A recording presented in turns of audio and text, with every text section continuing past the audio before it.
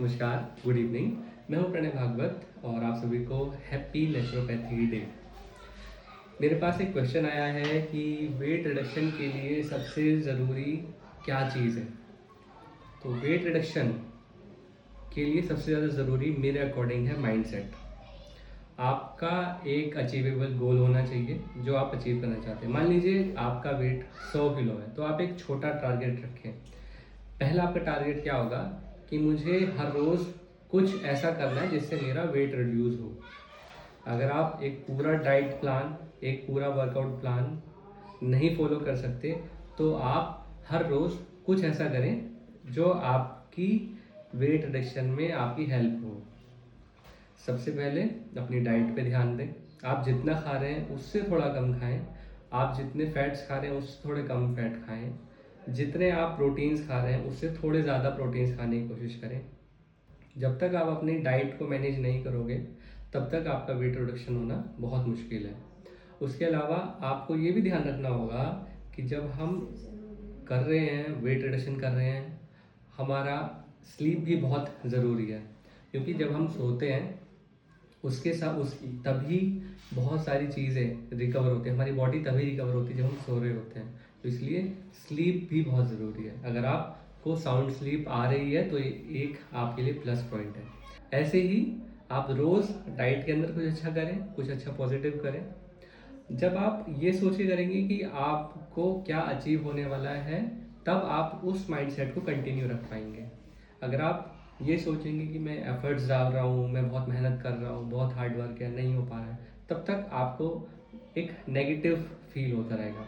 अगर आपको positive feel करना है तो आपको आउटकम के बारे में सोचना होगा, रादर देन आप जो अब स्ट्रगल कर रहे हो, जो आपको आज प्रॉब्लम्स आ रही है, आउटकम के बारे में सोचें। ऐसे ही वर्कआउट, जब आप योगा कर रहे हैं या कोई भी आप वर्कआउट कर रहे हैं, तो आप थोड़ा एफर्ट, हर रोज़ थोड़ा सा ज़्यादा एफर्ट डालने की कोशिश करें।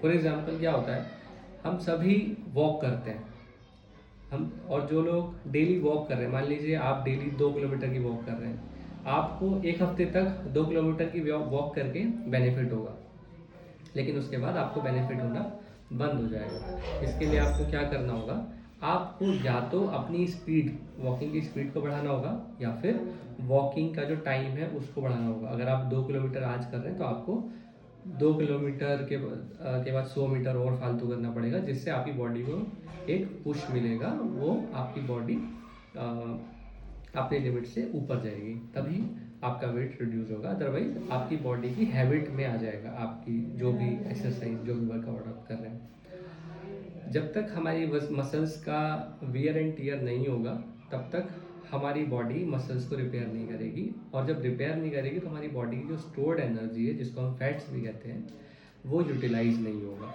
तो इसके लिए बहुत ज़रूरी है हम डाइट से फैट कम लें, और जो हमारे वर्कआउट है उसमें हम अपने फैट्स को यूटिलाइज करें in terms of energy exchange. जब हम वर्कआउट करेंगे हमारी एनर्जी खत्म होगी, और वो एनर्जी कहाँ से जाएगी, हमारे फैट से। तो यही है आपके लिए एक सिंपल टिप वेट रिडक्शन के लिए। सबसे पहले आपका माइंडसेट, एक स्ट्रॉन्ग माइंडसेट होना ज़रूरी है। छोटे छोटे गोल्स बनाना बहुत ज़रूरी है। उसके अलावा अपनी डाइट पे ध्यान रखें। डाइट का ध्यान रखने के बाद आपका आता है वर्कआउट और स्लीप। अगर आप इन सब चीज़ों का ध्यान रखते हैं तो आपका वेट रिडक्शन होगा ही होगा, इसमें कोई डाउट नहीं है। और भी अगर आपको ये हेल्प चाहिए तो आप मुझे डीएम कर सकते हैं, मेरे से बात कर सकते हैं, या मुझसे जुड़ सकते हैं।